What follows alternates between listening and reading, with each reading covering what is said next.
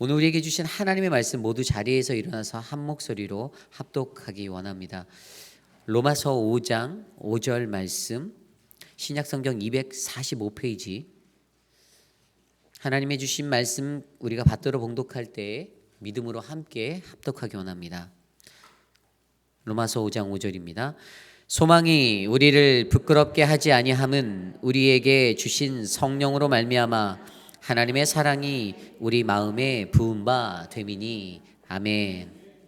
우리 권혁규 목사님 나오실 때 모두 환영의 박수로 기쁘게 맞아 주시겠습니다. 자리에 앉으셔도 됩니다.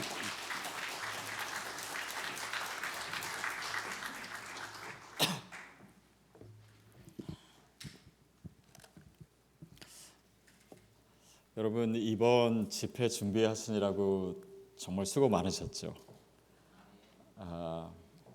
진짜 보이지 않는 헌신이 많은 것 같습니다. 저는 다 알지 못하지만 우리 장로님들 매일 저를 라이드 해주시고, 그것도 오늘 같은 경우는 6번 하셨거든요. 이따 갈 때까지 하면 그것도 정말 쉽지 않은 일 같고, 또 음식 봉사하시는 분도 있고, 또 찬양 준비해 주신 분이 있고, 꽃도 준비해 주시고, 또 멀리 1시간 넘게 운전해서 밤에 오시는 분도 계시고, 저 뒤에 음향팀, 찬양팀, 제가 알지 못하는 수많은 수고들이 참 많으셨을 겁니다. 근데 부흥회를 통해서 설교 시간만 은혜 받으실 생각하지 마시고요. 그렇게 섬기시다가 은혜를 받으시면 좋겠습니다. 그래야 제가 좀 부담이 적어질 것 같아요. 그리고 특히 목사님 정말 이 집회를 위해서 너무 많이 애쓰시고, 또 내일 행사도 많이 준비하시는 것 같은데 오늘 바빠서 식사도 못 하시더라고요. 그래서 저는 잘 먹여주시고, 그래서 너무 감사하고 또 죄송한 마음입니다. 근데 그것이 다 주님을 향한 사랑이 아니겠습니까? 그리고 우리가 이렇게 헌신하면서 주님의 마음도 느껴보기도 하고, 또 하나님이 나를 얼마나 사랑하시는지, 또 내가 주님을 얼마나 사랑하는지를 느끼고 또 체험하게 되는 것 같습니다. 오늘 사랑에 대한 이야기를 나누는데요. 여러분 그거 아십니까? 사랑하면 예뻐집니다. 아멘.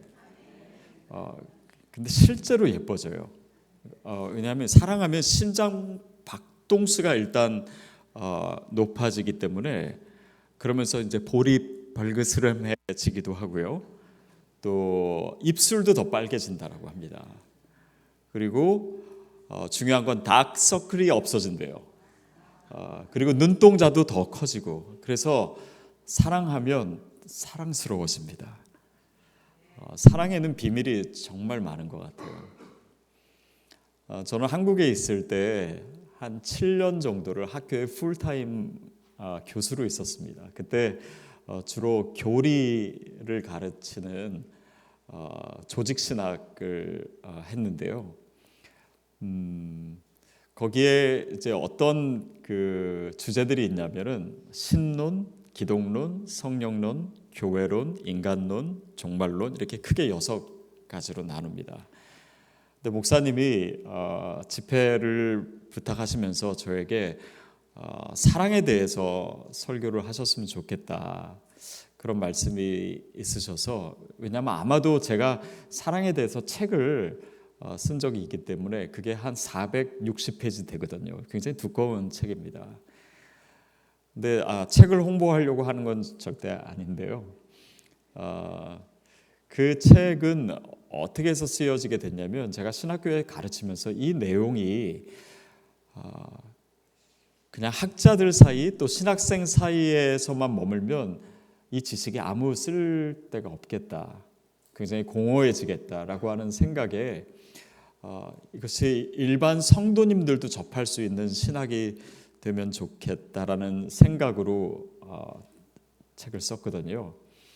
근데 이제 집회에 와서 여러분들을 뵙고 또 목사님 뵙고 그러다 보니까 제가 좀 욕심이 생겼어요. 막 이 내용을 다 여러분에게 쏟아붓고 싶은 마음이 생겼는데,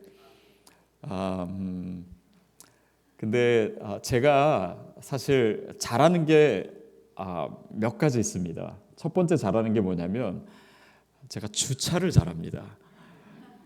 제가 한국에서 동네가 좁은 동네에 차들이 많은 동네에 살았어가지고요. 진짜 차가 들어갈 차 길이만큼 공간만 있으면 전 주차합니다. 근데 미국에서는 그 실력을 발휘할 기회가 거의 없더라고요. 그래서 좀 아쉽고요. 또 한 가지 잘하는 것은 어려운 것을 쉽게 얘기하는 것을 남들은 인정하지 않지만 저 스스로는 잘한다고 생각해요. 그래서 신학의 내용이 좀 복잡한 게 있는데 저는 오늘 이것을 좀 풀어서 얘기해 보려고 하고, 또 세 번째로 잘하는 게 뭐냐면 저는 요약을 잘합니다. 그래서 긴 내용을 오늘 밤 안에는 끝날 것 같아요. 그래서 최대한으로 축약을 해보도록 하겠습니다. 먼저 신론인데요. 이것은 하나님이 누구신가에 대한 것입니다. 다른 종교와 다르게 기독교의 하나님이 다른 게 뭔지 아십니까? 이슬람교의 알라와 또 유대교의 야훼와 물론 우리가 구약도 읽긴 읽지만은 기독교의 하나님이 특별한 그 차이점은 뭡니까? 찾아오셨. 네, 맞는 답인데 제가 말하려고 하는 거는 물론 아닙니다. 또 뭐가 다릅니까? 다른 종교랑 뭐가 다릅니까? 예? 그렇죠. 유일신. 그러면 예. 근데 이슬람도 유일신론입니다. 또 유대교도 유일신론이고. 근데 굉장히 지금 중요한 핵심에 지금 다가오셨어요. 네? 창조주. 네, 알라도 창조주입니다. 그 사람들 그렇게 믿어요. 네, 제가 원하는 대답 아직 안 나왔는데 좀 더 해보시겠어요? 부활의 주님. 와우. 구원의 주님. 예, 맞습니다. 예. 근데 다른 종교도 조금씩은 다 있는 거예요. 예, 제가 원하는 답이 나왔습니다. 누가 하셨죠? 삼위일체? 네, 너무 감사합니다. 삼위일체 하나님이 다릅니다. 야훼, 그러니까 유대교에도 예수님도 인정하지 않고 오직 유일신인 야훼만 인정하죠. 또 이슬람은 야훼, 그 알라만 얘기하고. 근데 우리는 어떻습니까? 성부, 성자, 성령 하나님. 이것이 기독교 신론의 가장 중요한 특징이에요. 근데 삼위일체로는 너무 복잡하고 또 난해한 이론도 많고 논쟁도 많고, 그래서 최근 한 1000년 동안은요 삼위일체론에 대해서 최근에는 많았었는데 그 전에 한 1000년 2000년은 삼위일체론에 대한 논의가 더 이상 발전하지 않을 만큼 너무 예민한 문제니까 건들지 않았습니다. 그런데 사실 이것은 굉장히 단순합니다. 세 분의 하나님이시죠. 근데 하나의 본질을 나누시는 거예요. 그 본질이 뭡니까? 하나님의 본질, 에센스. 그것이 바로 오늘 주제와 연관해서 생각해 보면 사랑이죠. 자, 근데 삼위일체 하나님은요 단지 우리를 사랑하시는 것 아니라 그 이전에 서로가 서로를 사랑하십니다. 그래요. 그래서 이 위격의 세 분의 하나님이 서로 사랑하시는 거예요. 사랑의 공동체를 이루십니다. 그것이 기독교 신학의 굉장히 중요한 특징이에요. 그래서 하나님의 본질은 사랑입니다. 그러면 그 하나님이 아까 오늘 한 번 얘기하셨는데 세상을 창조하셨죠. 근데 그 창조를 중세 신학자들은 어떻게 얘기했냐면 하나님의 본질을 나누신 거다, 이렇게 얘기했어요. 그리고 그 말은 굉장히 깊은 의미들이 많습니다. 어쨌든 그분의 본질인 사랑을 우리에게 나누셨기 때문에 우리에게 뭐가 있어요? 그 본질이 있습니다. 신적 본질이 있어요. 그게 바로 사랑입니다. 여러분, 그래서요 우리 모두가 사랑을 합니다. 심지어는 나쁜 사람들도 사랑을 합니다. 좋을 때도 사랑을 하고요, 힘들 때도 사랑을 하고, 심지어는 전쟁 중에도 사랑을 합니다. 왜냐하면 사랑의 DNA를 우리가 다 가지고 있기 때문이에요. 그리고 심지어는 동물들도 사랑합니다. 그렇죠? 여러분 가시고기라고 하는 그 물고기 아십니까? 이 고기는요, 이 새끼를 낳으면은 그 새끼가 아빠의 살을 먹으면서 자랍니다.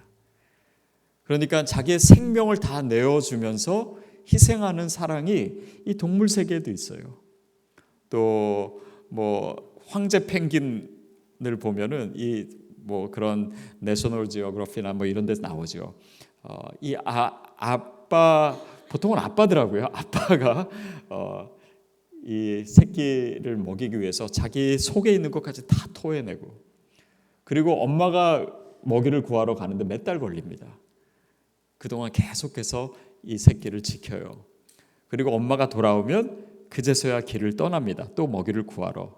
그런데 너무 지치고 허기지고 자기의 모든 것을 다 새끼를 줬기 때문에 그렇게 가다가 지쳐서 쓰러져서 죽는 펭귄도 많다고 해요.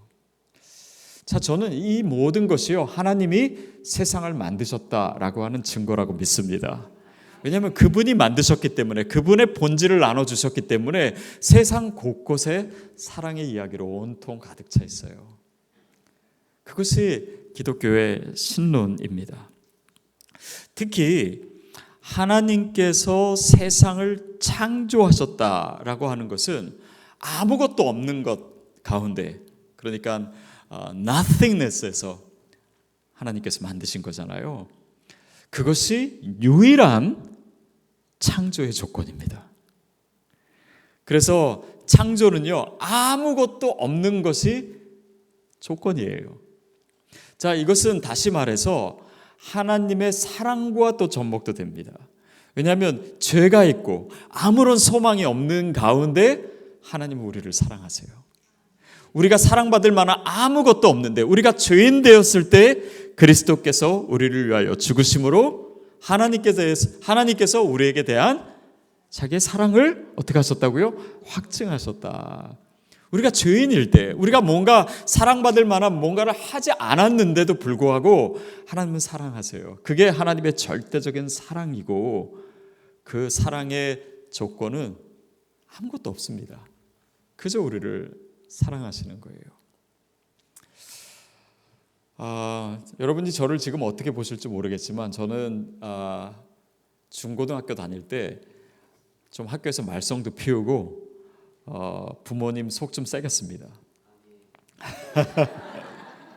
믿으십니까? 근데 한 번은 저희 어머니가 학교에 불려가셨어요. 그래서 얘가 성적도 너무 떨어지고 학교에서 태도도 안 좋다. 그러니까 이제 그때 처음 가셨던 거라 어머니도 좀 충격을 받으셨어요. 그리고 나서 집에 오셨습니다. 저는 이제 벌벌 떨고 있었죠. 난 죽었다. 근데 어머니께서 들어오시더니 한 말씀도 안 하시고 그냥 방으로 들어가셨습니다. 그리고 문을 잠그셨어요. 그리고 기도하시기 시작하시더라고요. 한참을 울면서 기도하시더라고요. 그리고 나서 나오시더니 제 손목을 딱 잡으셨어요. 너 어디 좀 가자. 그러니까 저는 이제 어떤 형벌이 내려질까 두려운 마음으로 그냥 끌려갔어요.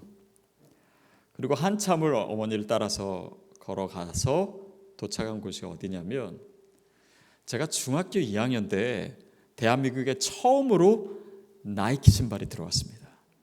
그 당시에 제가 그 나이키 신발 그 스토어를 옆에 지나가면서요, 나는 언제나 저런 거 한번 신을 수 있을까, 너무 비싸서 사기 어려웠던 그 시절에 어머니가 저를 데리고 그 상점 안으로 들어가시더니, 네가 사고 싶은 거 마음에 드는 거 한 가지를 고르라고. 철도 없는 저는 그게 무슨 의미인지도 모르고 그때 운동화를 골랐던 기억이 있습니다. 여러분, 사랑이 극명하게 드러나는 곳은 죄가 있는 것입니다. 그리스도를 하나님께서 이 땅에 보내주신 그 사랑은 우리가 그분의 은혜, 그분의 사랑을 기대할 수 없을 때입니다. 하나님의 창조라고 하는 것은 바로 그것이에요. 그냥 absolute nothingness에서 유를 만드신 것입니다. 그래서 창조라고 하는 단어는 바라라고 하는 히브리어인데요. 이 말은 하나님만을 주어로 사용하는 굉장히 독특한 단어입니다. 근데 이 단어가 가장 많이 쓰인 곳이 당연히 어디일까요? 창세기인 것 같은데 창세기에는 6번 쓰입니다. 그런데 창세기보다도 훨씬 더 이 단어가 많이 쓰인 곳이 성경에 한 책이 있는데요. 그게 바로 이사야입니다. 이사야가 어땠습니까? 그 유다 백성이 죄짓고 우상 숭배하고 그리고 정말 하나님으로부터 너무나 많이 멀어져 있을 때, 그래서 나라가 망하고 포로로 끌려갈 수밖에 없는 그 상황에서 하나님은 이 선지자를 통해서 창조라고 하는 단어를 계속 말하게 하십니다. 왜냐하면 아무것도 기대할 수 없는 이 상황에서 하나님 우리를 사랑하시는 거예요. 그게 우리의 하나님입니다. 그것이 신론이에요. 그래서 이 사랑이라고 하는 이 키워드로요, 우리의 모든 신학을 다 관통할 수가 있습니다. 자, 벌써 신론이 끝났어요.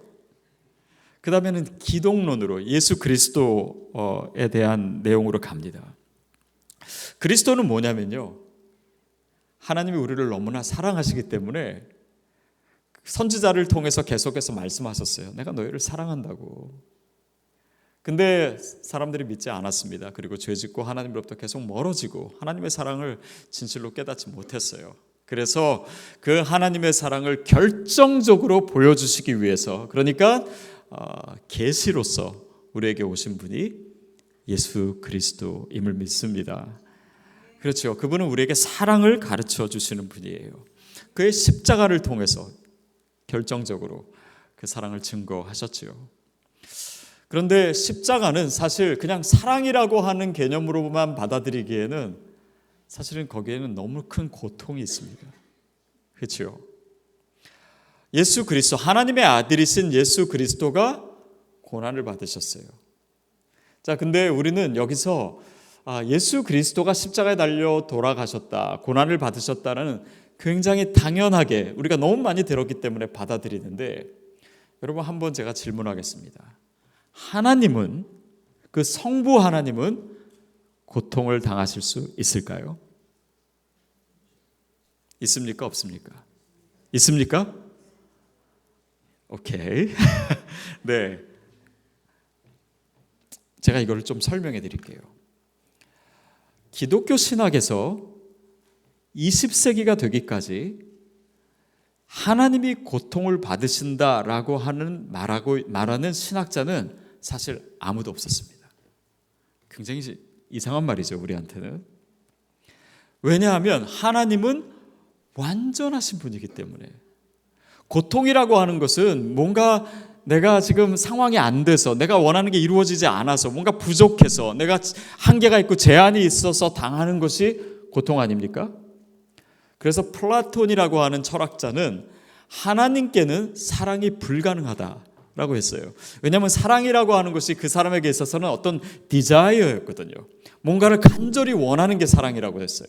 간절히 원한다라고 하는 것은 누구가 뭔가가 부족할 때 뭔가를 원하는 거잖아요. 근데 하나님은 완벽하신 하나님이니까 하나님은 고통받을 수 없다라고 생각했습니다.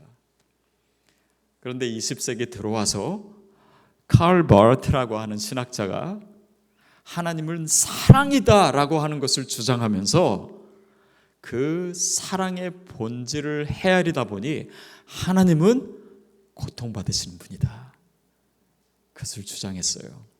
그리고 지금은 여러분이 대답하셨듯이 대부분의 신앙인들도 그것을 받아들이고 있습니다. 왜냐하면 그 전에는 철학적인 하나님, 모든 완벽한 요소들을 다 갖다 붙여가지고 그런 하나님을 만들어놨기 때문에 하나님은 부족함도 없고 연약함도 없고 고통당할 수 없는, 물론 하나님이 부족한 게 없으시죠. 그러나 그는 자발적으로 고통을 당하시는 분이십니다. 그리고 그 고통 속에서 우리를 만나세요.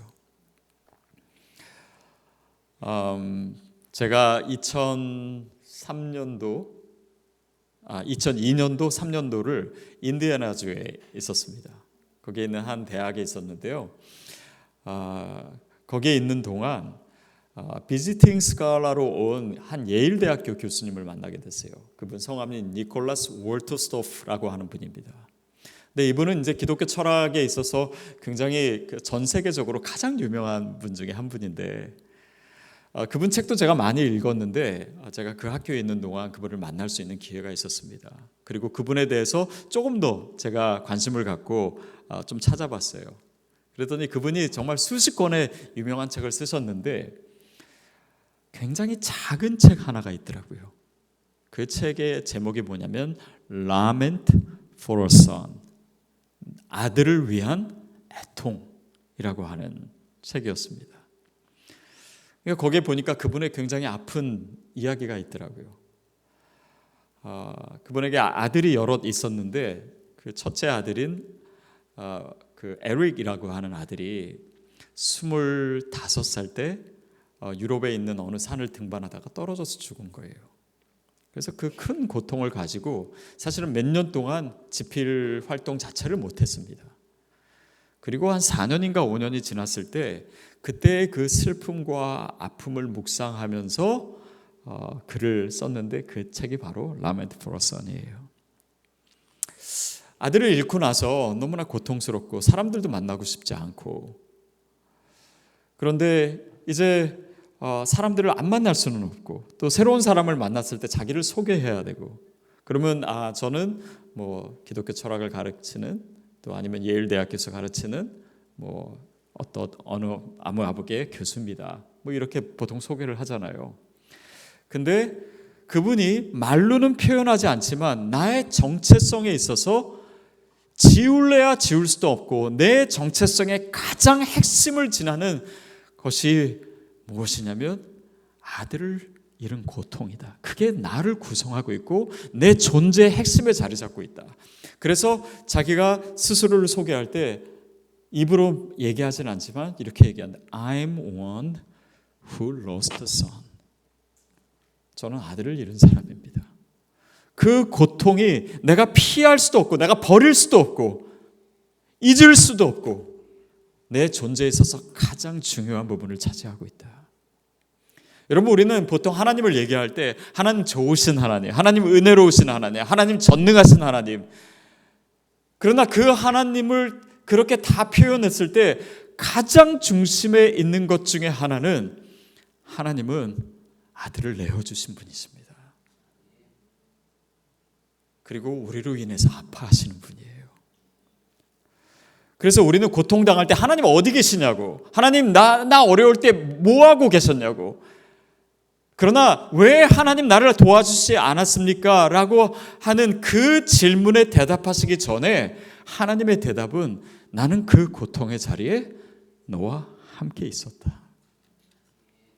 그분은 고통의 자리에 있기 때문에 우리가 고통당할 때, 우리가 힘들고 어려울 때 우리의 아픔을 채울하시는 분이십니다. 그 고통의 자리에 계시기 때문에 우리가 또한 고난의 자리에서 주님을 만날 수 있는 거예요. 왜냐하면 그분이 거기에 계시기 때문에. 그래서 이것을 가장 분명하게 보여주는 것이 십자가의 사건입니다. 아버지의 고통. 여러분, 그 영화 그 Passion of Christ, 그 영화 보셨습니까? 그 영화 마지막 장면에서 예수님이 십자가에 달려 돌아가시고 그 다음에 줌아웃을 하면서 하늘에서 눈물 한 방울이 큰 방울이 떨어지지요. 그것이 바로 아버지 하나님, 성부 하나님의 아픔을 의미하는 것입니다. 그래요. 하나님은 고통당하시는 분이십니다. 왜냐하면 사랑의 뒷면에, 사랑의 본질 가운데는 고통이 반드시 포함되어 있기 때문입니다. 그래서 우리가 슬픈 장례식에 가면 많이 슬프고 아프잖아요. 왜 아픕니까? 사랑하지 않았다면 슬프지 않을 거예요. 사랑하지 않았다면 고통스럽지 않을 겁니다. 그러나 그 고통의 뒷면에는 사랑이 있고 또 사랑의 뒷면에는 고통이 있는 것이죠. 그것이 신적 본성인 이 하나님의 사랑에 있어서도 저는 동일하다고 믿습니다. 그래서 예수 그리스도를 통해서 그 사랑을 보여주신 것이죠. 자, 이게 기독론입니다. 예수 그리스도의 사랑이에요. 그리고 그 사랑이 우리에게 표현될 때 그 십자가의 희생을 통해서 표현되었죠. 자, 그 다음에 성령론입니다. 성령론은 우리가 뭐 성부, 성자, 성령 했을 때 많은 경우에 성령님 그러면 어떤 힘, 파워를 생각합니다. 그렇죠? 맞습니다. 성령님은 그런 능력이에요. 그런 권능을 가지신 분이십니다. 뭐 오직 성령이 너에게 임하시면 너희가 권능을 받고, 거기서도 하나님의 어떤 파워를 의미하죠. 여러분, 근데 그 구절에서 파워라고 하는 그 능력은 어떤 능력을 얘기할까요? 보십시오. 너희가 성령이 너희에게 임하시면 권능을 받고, 그 다음에 뭐죠? 예루살렘과 온 유대와 사마리아와 땅끝까지 이르러 내 증인이 되리라. 그러니까 복음이 전해지는 거잖아요. 자, 복음이 전해지기 위해서 어떤 능력이 필요합니까? 체력인가요?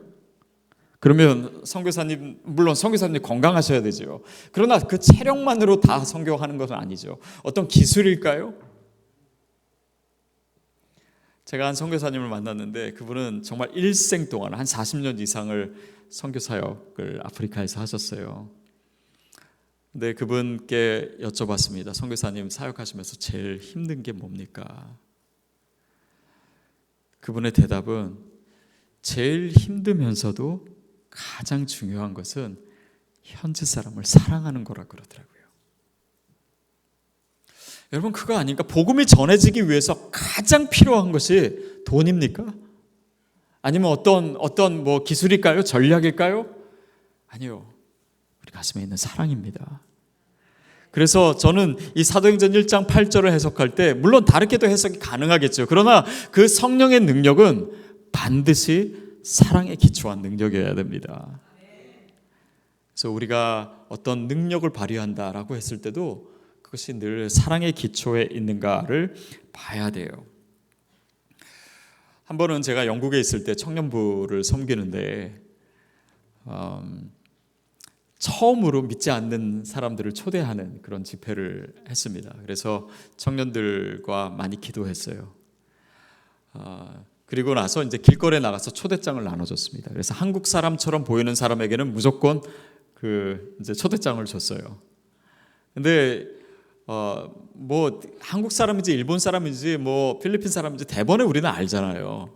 그래서 한국 사람을 알아보는 것이 어렵지 않았습니다. 그냥 눈 찢어지고 옷 잘 입고 이러면 무조건 한국 사람이다 생각해서 진짜 지극히 한국적으로 보이는 한 사람에게 우리 청년이 다가가서 초대장을 줬습니다. 그러면서 질문했어요. 한국 사람이시죠? 그랬더니 그 사람이 뭐라고 대답했냐면 한국말로 아닌데요. 그 말은 무슨 말이에요? 나 귀찮게 하지 마라 라는 거잖아요. 그런데 이 청년은 그 당시에 굉장히 좋은 대학교 의대 다니는 친구였는데 하나도 자존심 상하지 않고 계속해서 설득해서 그분을 초대했던 적이 있어요.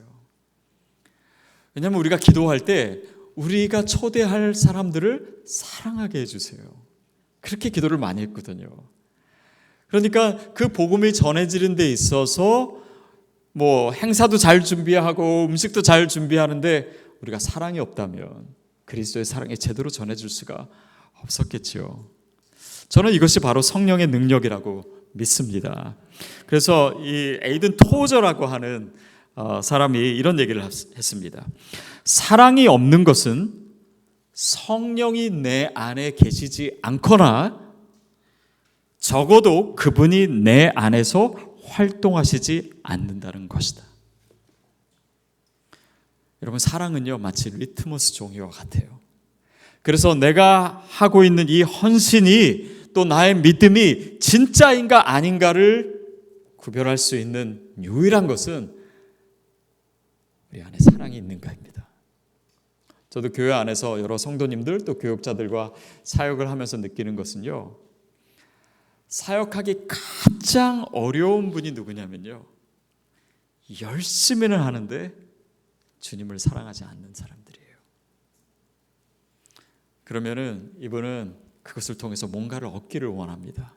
사람의 인정을 얻기를 원한다든지 직분을 원한다든지 인기를 원한다든지, 그러나 정말 주님을 사랑하는 사람은요, 아무도 알아주지 않아도 정말 보이지 않는 곳에서 가장 아름다운 헌신을 해요. 스스로의 동기부여가 주님과의 관계에서 이미 이루어졌기 때문입니다. 그래서 우리의 믿음과 우리의 헌신의 진위를 파악하는 가장 중요한 것이 바로 사랑인 것이죠. 거기에서 희생이 나오는 것입니다. 그래서 내가 사랑하는가를 보려면요, 내가 희생할 수 있는가를 보면 됩니다. 왜냐하면 희생은 누구도 강요할 수 있는 게 아니거든요. 그렇지 않으면 우리의 헌신과 우리가 주님을 위해서 한다는 모든 것은 사실은 그 진정성을 다 잃어버리게 됩니다.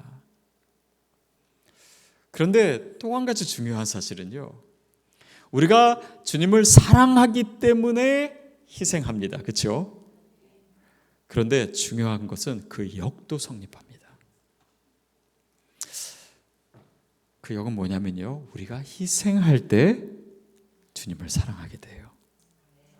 저는 엄마들이 아이를 임신해서 사랑한다는 게 처음에는 이게 실감이 안 나더라고요. 왜냐하면 한 번도 얼굴 본 적 없고 내 속에서 생겨가지고 나를 불편하게 하는 존재고 아직 뭐 대화해 본 적도 없고, 그런데 자기의 생명보다 더 사랑해요. 왜 그럴까? 왜 그럴까? 이게 무슨 원리일까? 근데 이 아이가 임신하면서 엄마의 삶에 불편함도 많이 생기고 입덧도 하고 어려움도 생기고 그 극심한 고통을 감수하고 아이를 낳잖아요. 그 희생을 통해서 사랑하게 되는 것이 아닌가 싶었습니다. 여러분, 혹시 우리가 믿음 생활을 하면서 내가 정말 주님을 사랑하나? 그것이 확실하지 않다라고 느끼시는 분들 중에 그 중요한 이유는요, 내가 희생해 보지 않았기 때문입니다. 그래서 이 사랑과 희생은 항상 같이 가게 되어 있어요. 그래서 여러분에게 그 사랑의 길이 우리의 믿음 생활에서 늘 경험되기를 축복합니다. 그것이 희생이에요. 그것을 예수 그리스도께서 보여주신 것이고, 또 성령님께서 우리 안에 임하실 때 그 희생의 능력도 주시는 것임을 믿습니다. 그래서 그게 능력이에요. 제가 예전에 한국의 한 신문에서 이런 기사를 본 적이 있습니다. 그게 정말 사실인지 아닌지는 모르겠지만 제 생각엔 신문에 날 정도니까 그 미국에서 있었던 기사인데 거짓말은 아닌 것 같습니다. 교통사고가 났습니다. 자기 아들이 깔린 거예요. 그런데 그 엄마가 그 트럭에 깔려있는 아들을 구하기 위해서 트럭을 들고 아들을 빼냈다라는 거예요. 그게 사실일까요? 거짓말일까요? 저는 거짓말 같지 않더라고요. 여러분, 이 사랑에는 엄청난 능력이 담겨 있습니다. 하나님이 전능하시다라고 하는 면은 그 말은, 다시 말하면 하나님은 완벽한 사랑을 하신다는 이야기예요. 그래서 그 사랑과 능력이 같이 가는 것입니다. 그게 사랑의 신비예요. 그러면 인간은 어떤 존재일까요? 인간론으로 넘어가겠습니다.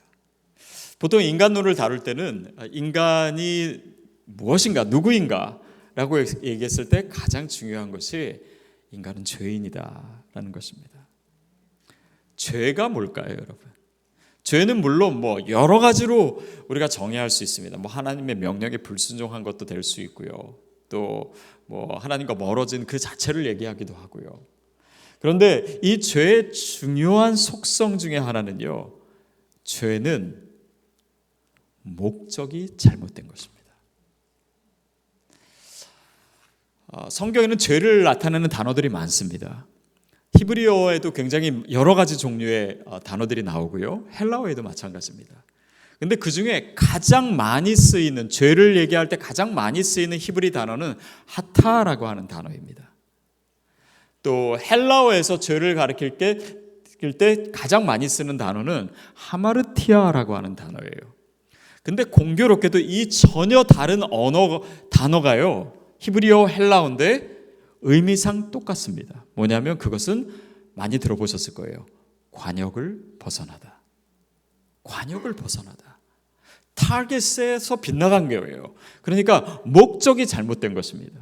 하나님이 목적이 되어야 되고 그분이 내 삶의 주인이 되어야 되는데 우리의 목적 자체가 하나님이 아니라 내가 될 때 그것이 잘못된 목적이고 관역을 벗어나게 되는 것이죠.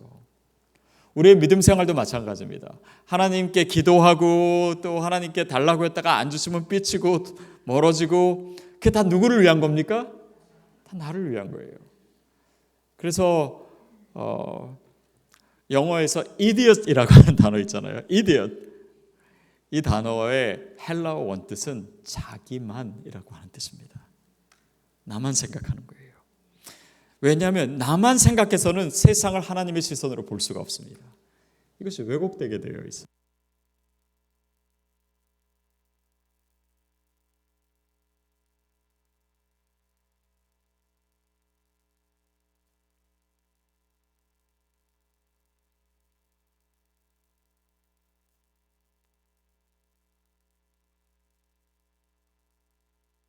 네. 뭐 제가 어디까지 얘기했죠? 식탐.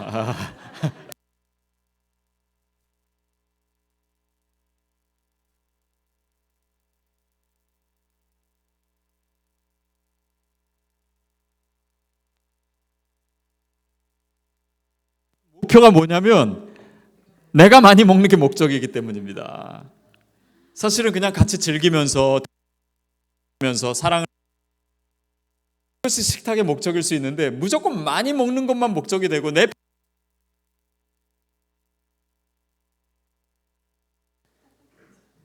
교회 생활도 마찬가지고 우리의 믿음 생활도 마찬가지입니다. 내 자신이 목적 아니 나를 위해서 내가 나를 위하는 게 뭐가 잘못이에요? 필요해요. 그리고 우리가 하나님께 그렇게 간구할 수도 있습니다. 그러나 그것이 목적은 아닙니다. 목적은 하나님을 사랑하는 것이 목적입니다. 그래서 그 관역에서 빗나가는 것이 죄이고 그러니까 이 죄라고 하는 것은 사랑의 결핍임과 동시에 나 자신을 추구하는 것이에요. 지나치게 많이. 저는 처음에 원죄라고 하는 것을 참 이해하기가 어렵더라고요. 어떻게 갓난아기도 죄인이라고 할 수 있는가? 얘네들은 뭐 한 게 없는데 그냥 순진하고 너무 착하고 예쁘기만 한데 그러나 아이는요 자기밖에 모릅니다. 아이가 태어나면서 우리 엄마 얼마나 힘들었을까 고생했을까 그렇게 생각해주는 아이는 없어요. 왜냐하면 이 이기적인 정말 내가 세상을 다 가질 거야 라고 손을 쥐고 태어나는 이 아이의 모습은요 사실은 어떻게 보면 이 죄의 본성을 그대로 드러내고 있는 것일지도 모릅니다. 그냥 나밖에 모르는 거예요. 그러나 사람이 성장할수록 성숙할수록 우리가 예수 그리스도를 알수록 나를 위한 인생에서 하나님을 위하고 또 다른 사람을 위하고 그들을 사랑하는 그런 하나님의 성품을 닮아가지 않습니까? 또 그것이 십자가의 의미가 아닙니까? 그래서 나 자신으로 봤을 때 내 자신 중심으로 그것을 철학적 용어로는요 이렇게 한글로 번역은 어떻게 하는지 솔립시즘 이것이 뭐냐면 자기 자신만을 생각하는 거예요. 자기 자신의 관념으로 모든 것을 판단하는 것입니다. 거기서 왜곡이 일어나요. 거기서 다른 사람을 오해하게 됩니다. 그 사람의 입장을 알아주지 못해요. 그러니까 미운 것입니다. 그러니까 관계도 안 좋아지는 거예요. 제가 한 심리학을 공부하는 분한테 들었던 이야기 중에 하나는 기억에 남는 것 중에 하나는 사람은 자기의 상처와 자기의 과거와 자기 삶에 있었던 그런 힘들고 어려운 그 모든 조건에 비하면 지금 최선의 모습을 하고 있는 거다. 그런 얘기를 해주더라고요. 그러니까 그 사람을 이해하지 못하고 지금의 그 모습만 그분의 말과 표현만으로 그 사람을 판단하는 것은 그 사람의 인생 자체를 이해하지 못한 거예요. 그냥 내 시각으로만 보는 거예요. 거기에서 미움과 거기에서 관계의 파괴가 일어나고 또한 폭력이 일어날 수 있는 것입니다. 그래서 나를 생각한다는 것이 근본적으로 죄의 성향과 관련되어 있다라고 하는 것이죠. 그래서 남을 비판할 때는요, 그렇게 생각하십시오.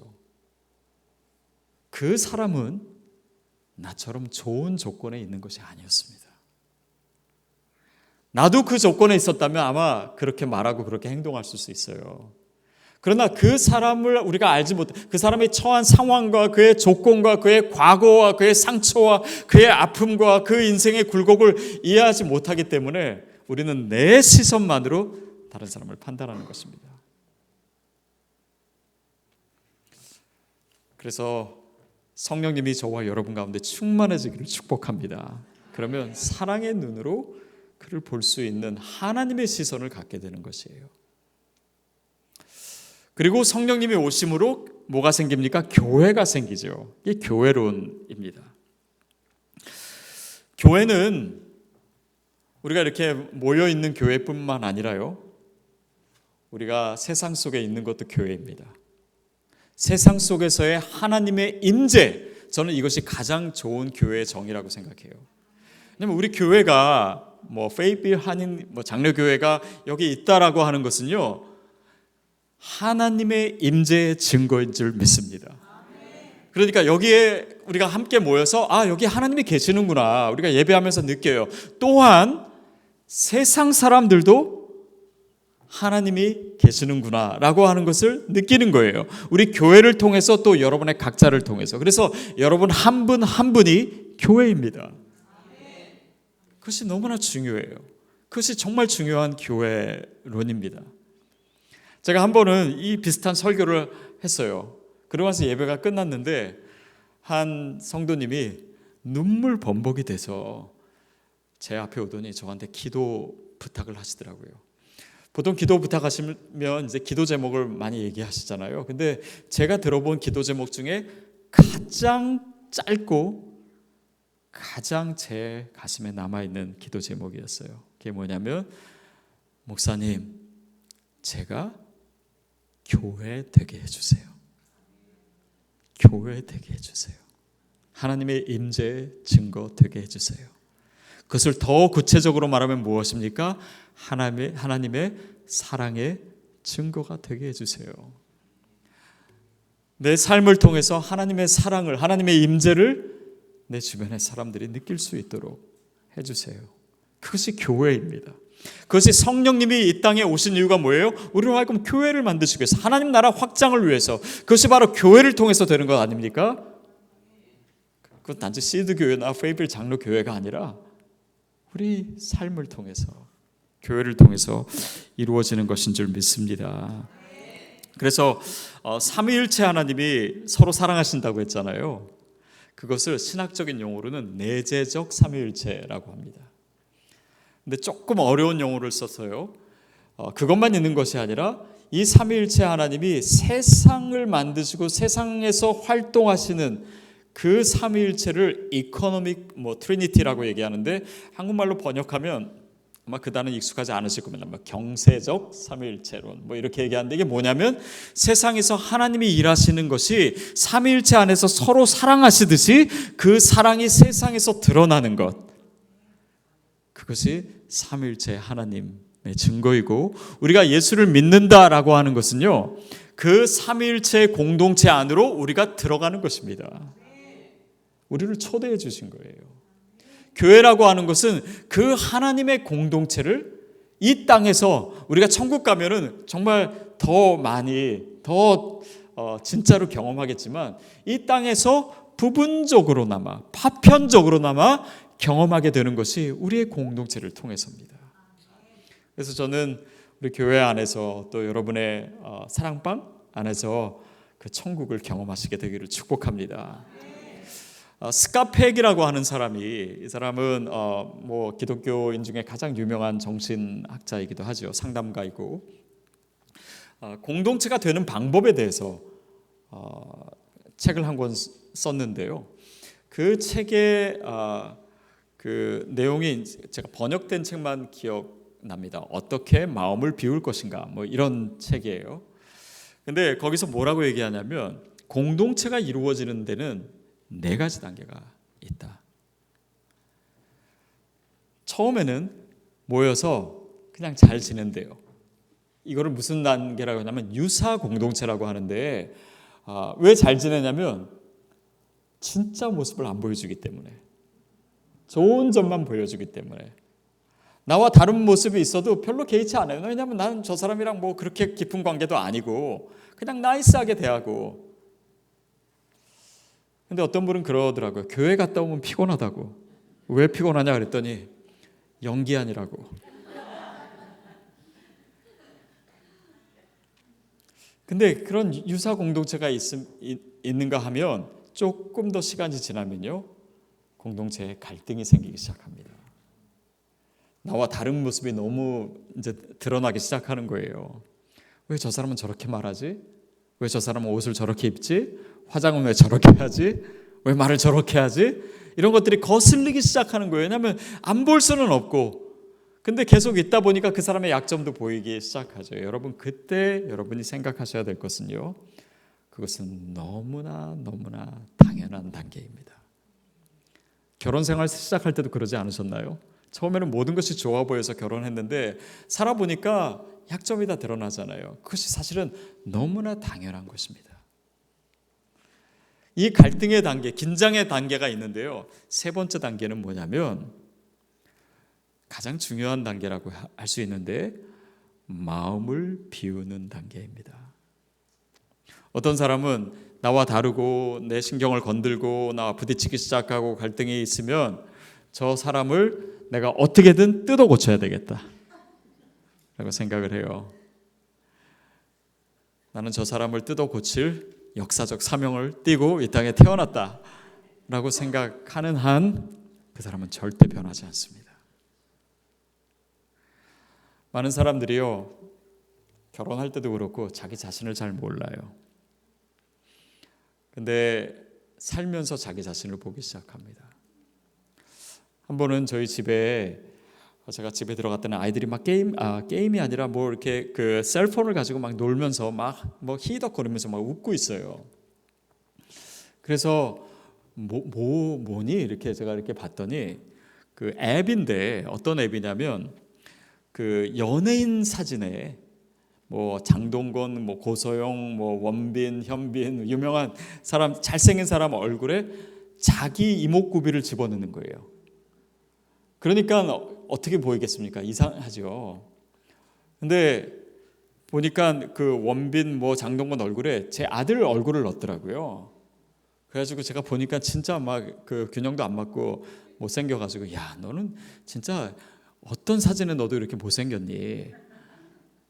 그랬더니 저희 딸아이가 이거 제가 한 건데 오빠 얼굴이 아니라 아빠 얼굴이에요. 여러분, 자기 얼굴도 못 알아보는 사람이 정말 자기를 알 수 있을까요?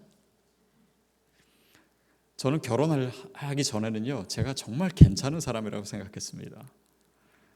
근데 결혼해 보니까 제가 너무 형편없는 게 많더라고요.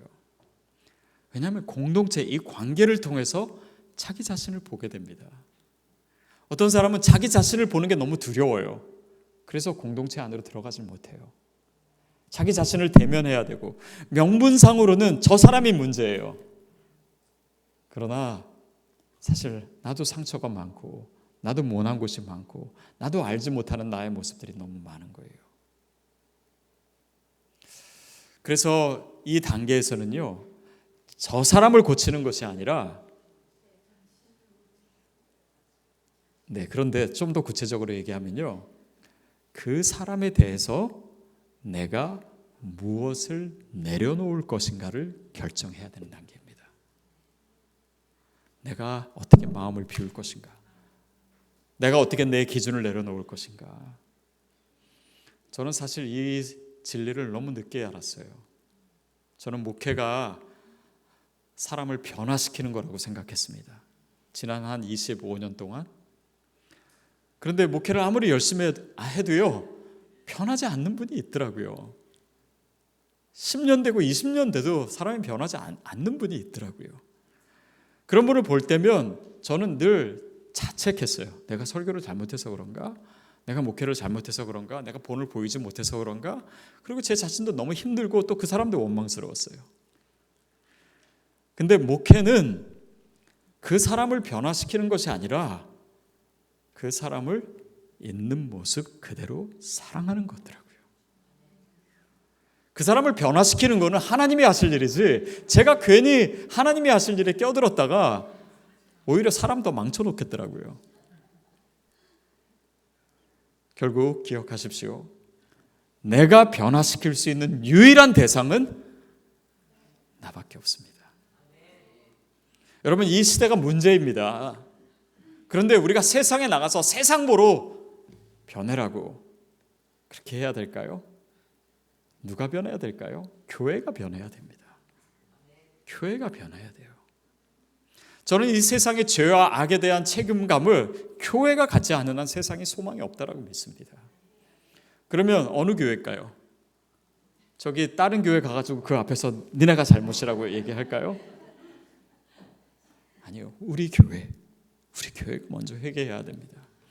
그리고 우리 교회에서 누가 회개해야 될까요? 권사님들 먼저 할까요? 내가 회개해야 됩니다. 회개는 그래서 강요할 수 있는 것이 아니에요. 내 스스로 하는 것입니다. 그렇게 해서 내 마음을 비우고 나서야 그때부터 공동체가 이루어지기 시작하고요. 그때 그 공동체가 안전한 공동체가 됩니다. 어떻게 안전한 공동체가 되냐면 내 자신을 보여줄 수 있는, 내 부족한 모습 그대로를 보여주고 거기서 자유할 수 있는, 내가 어떤 말을 해도 오해하거나 나를 뜯어 고치려고 하지 않고 그냥 나를 부둥켜 안아줄 수 있는 그 공동체야말로 거기에서 치유가 일어나기 시작합니다. 그래서 스카펙이 은퇴하면서 그런 얘기를 해요. 내가 수십 년 동안 환자를 봤는데 정신과 의사들이 할 수 있는 게 별로 없더라. 초보일 때는 내가 모든 사람 고쳐줄 수 있다고 생각했대요. 근데 은퇴할 때 되니까 내가 할 수 있는 것이 정말 없구나. 내가 할 수 있는 거의 유일한 것은 뭐냐면 그 사람을 안전한 공동체와 연결시켜주는 것. 저는 페이블 장로교회의 모든 사랑방이 바로 그런 안전한 공동체가 되기를 축복합니다. 그럴 때 치유가 일어나고 그럴 때 변화가 일어나는 거예요. 그래서 교회라고 하는 것은 우리 안에서 그런 공동체가 될 때만이 진정으로 교회가 세상 밖으로 나갈 수가 있습니다. 내 옆에 있는 우리 같은 교인도 사랑하지 못하면서 하나님이 세상을 사랑하신다고, 당신을 사랑하신다고, 당신을 위해서 영원한 하나님의 놀라운 계획이 있다라고 얘기하는 것은 너무나 공허한 이야기입니다. 그 말에는 능력이 담겨질 수가 없겠지요. 결국 그것이 우리의 교회론이고 마지막 종말론으로 가게 됩니다. 종말론이라고 하는 것은 결국 하나님이 세상을 사랑으로 창조하셨고 교회를 예수 그리스도를 보내셨고 또 교회를 만드셔서 교회를 통해서 하나님 나라를 확장하는 것인데 그 내면의 내용은 뭡니까? 하나님의 사랑이 점점 더 드러나는 것이에요. 다른 말로 하면 하나님의 사랑이 더 완성돼 가는 것입니다. 나 자신도, 이것이 이 전 인류를 향한 어떤 종말론도 있지만 우리는 종말론 하면은 그냥 세상 끝난 날 그때만 생각하는 것이 종말론이라고 하는데요. 그것은 그렇게 거시적인 종말론도 있지만 개인적인 종말도 있습니다. 우리의 죽음이죠. 그러니까 내가 죽을 때 그 살아가는 모든 시간 가운데 이루어져야 될 그 목적이 이루어지는 것이 종말론입니다. 그것이 무엇일까요? 그분의 사랑이 내 안에서도 완성되어 가는 거예요. 여러분 혹시 교회 오빠라고 하는 다큐멘터리나 아니면 영화 보셨습니까? 보신 분 있으시죠? 거기서 한 젊은 정말 믿음 좋은 집사님이 암투병 하다가 결국은 하나님의 부르심을 받습니다. 근데 그때 누군가 그렇게 투병하고 있는데 그 사람이 하루라도 더 살기를 원해서 정말 몸부림치는 그런 과정 속에 있을 때 누가 물어봅니다. 지금 몸이 그렇게 아프고 힘든데 왜 하루라도 더 살려고 하십니까? 왜 조금 더 오래 살려고 하십니까? 어차피 희망이 없는 것 같은데 왜 그렇게 몸부림치면서 버티려고 하십니까? 그분의 대답이 뭐였냐면 제가 더 온전해지고 싶어서요. 이 하루를 살면서도 더 온전해지고 싶어서요. 더 그리스도 닮아가고 싶어서요. 그것이 우리 인생에 가장 중요하기 때문에, 그것이 우리 인생의 목적이기 때문에 그렇습니다.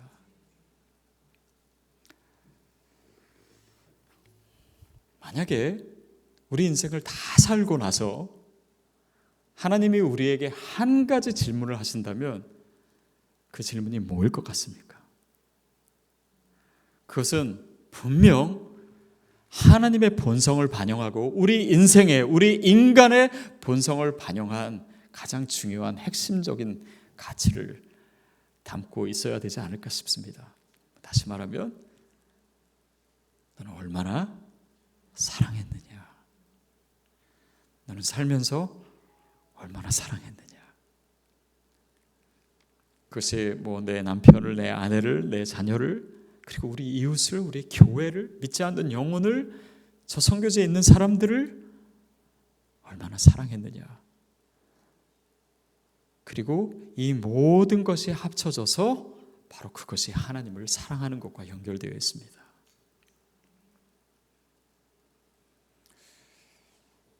여러분, 우리 인생의 목적은 결국 이렇게 살다가, 요한계시록은 이것을 어떻게 표현하고 있냐면요, 우리가 죽은 다음에 결국 천국에 들어가잖아요. 그것을 어떻게 표현하면 신랑 되신 예수님과 신부 되신 우리가 결혼하는 것입니다. 그래서 천국 혼인잔치라고 얘기하잖아요. 자, 우리가 그리스도의 신부가 되는 것입니다. 자, 근데 신부로서 갖춰야 될 유일한 것이 있다면 그것이 무엇일까요? 그 장식이 뭘까요? 주님을 사랑하는 것입니다. 그렇죠? 여러분, 사랑하지 않는 분이랑 살아보신 적 있습니까? 손들지는 마세요. 이 땅에서 몇십 년 사는 것도 정말 지옥처럼 힘든데 사랑하지 않는 분과 영원히 산다고요? 그리고 그것이 천국일까요? 그것이 천국인 이유가 뭡니까? 그 조건이 뭡니까? 내가 그분을 사랑하기 때문에. 그러니까 내가 천국 갈 것인가 못 갈 것인가, 내가 그리스도의 신부가 될 것인가 아닌가의 증거는 뭡니까? 내가 주님을 사랑하는 거예요. 그런데 이 중요한 질문이요, 많은 크리스찬에게 있어서 무시됩니다. 뭐냐면 내가 열심히 신앙생활을 해요. 내가 교회에서 봉사도 해요. 직분도 있어요. 주님을 위해서 많은 일을 해요. 그러나 주님을 사랑하는지 아는지는 몰라요. 내가 예수 믿은 지 5년 되고 10년 되고 20년 되고 30년 40년 평생을 믿었어요. 그런데 주님을 사랑하는지 아닌지는 잘 몰라요. 여러분, 이것이 우리 삶의 가장, 우리 신앙에 있어서 가장 핵심적인 질문인데, 주님을 사랑하지 않으면서 그리스도의 신부가 된다고요? 그리고 영원한 나라에서 천국을 누리겠다고요?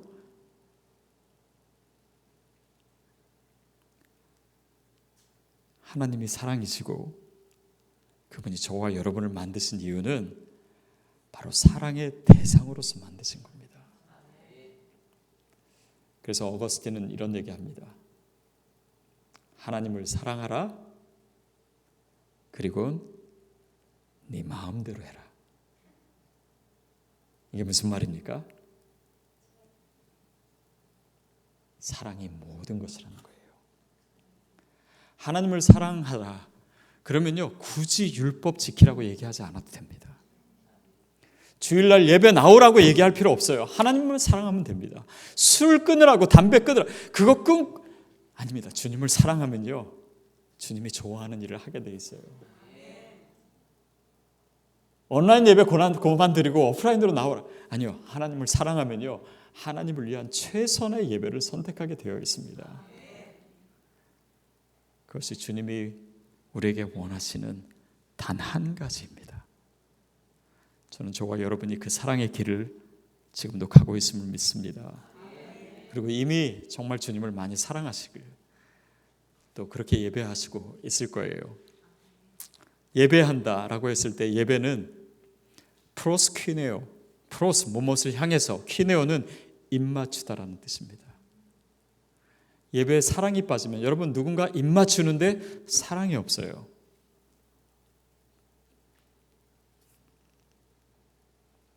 그것은 그냥 쾌락이고 죄일 뿐입니다.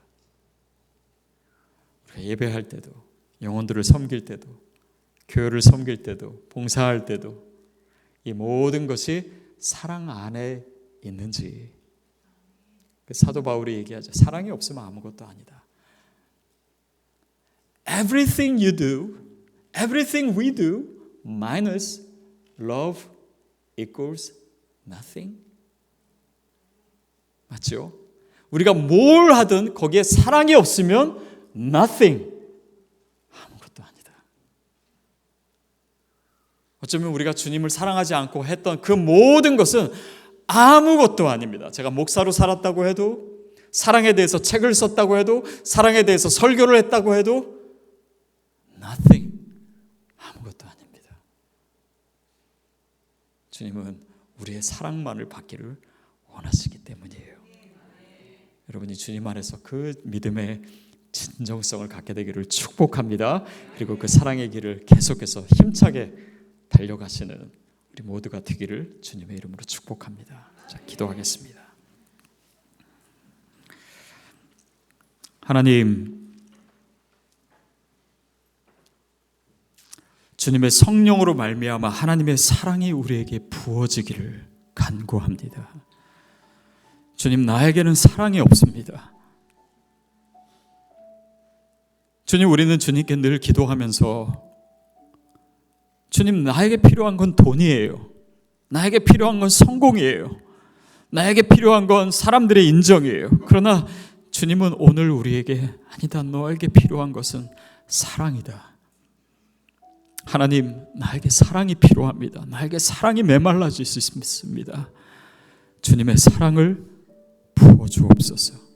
내 사랑이 아니라, 나의 의지로 인한 사랑이 아니라 성령의 사랑을 나에게 부어주시옵소서. 그 사랑으로 내가 예배하고, 그 사랑으로 영혼들을 섬기고, 그 사랑으로 주님의 일을 감당할 수 있도록 오직 주님의 사랑에 매여 있는 자 되게 하여 주시옵소서.